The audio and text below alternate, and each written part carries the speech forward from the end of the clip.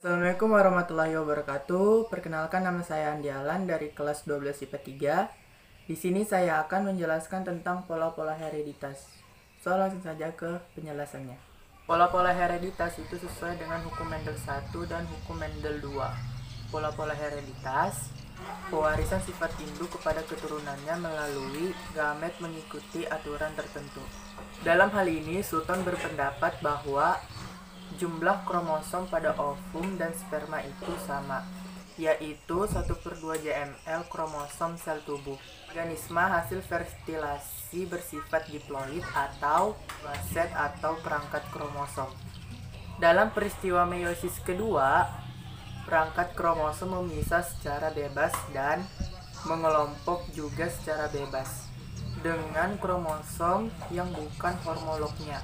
Berdasarkan hukum Mendel, dominasi monohibrid itu 3:1, intermediate itu 1:2:1, dan dihibrid 9:3:3:1. Selanjutnya ada polimeri, sifat yang muncul pembastaran heterozigotik dengan sifat beda yang berdiri tetap tetapi mempengaruhi karakter dan organ tubuh yang sama. Banyak gen yang mempengaruhi satu gejala atau karakter disebut poligen. Selanjutnya ada kriptomeri, gen yang seolah-olah tersembunyi apabila berdiri sendiri dan pengaruhnya baru tampak jika bersama-sama dengan gen dominan yang lainnya.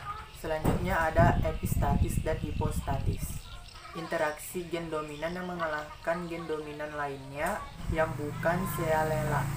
Gen dominan yang menutup gen dominan lainnya disebut epistatis, sedangkan gen dominan yang tertutup disebut hipostatis. Selanjutnya ada komplementer atau 9:7, gen-gen yang berinteraksi dan saling melengkapi. Apabila salah satu gen tidak ada, maka pemunculan suatu karakter akan terhalang.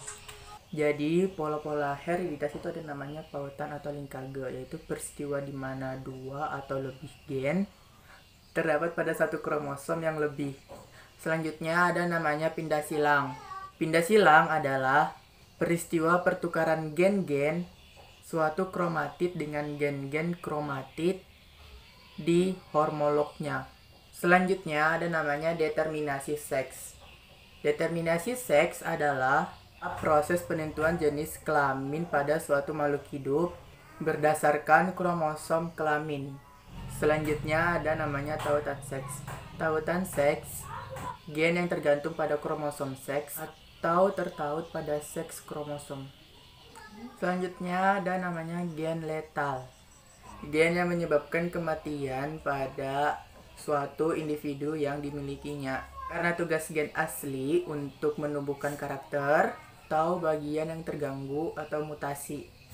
Pengaruh gen letal yaitu kematian pada embrio pada waktu lahir setelah menjelang dewasa atau subluteal. Selanjutnya ada gen letal dominan. Gen letal dominan menyebabkan kematian pada keadaan homozigot kromosom. Gen letal dominan menyebabkan kematian pada keadaan homozigot dominan. Pada keadaan heterozigot, umumnya penderita hanya mengalami kelainan. Gen letal ada yang bersifat resesif dan ada yang bersifat dominan. Resesif, homozigotnya letal, heterozigotnya itu normal, mewarisi gen letal. Sedangkan dominan, homozigotnya letal, heterozigotnya umumnya subletal atau menunjukkan fenotipik atau kelainan. Selanjutnya ada gen letal resesif. Gen letal resesif menyebabkan kematian jika berada dalam keadaan homozigot resesif. Pada keadaan heterozigot individu normal, tetapi pembawa atau carrier gen letal.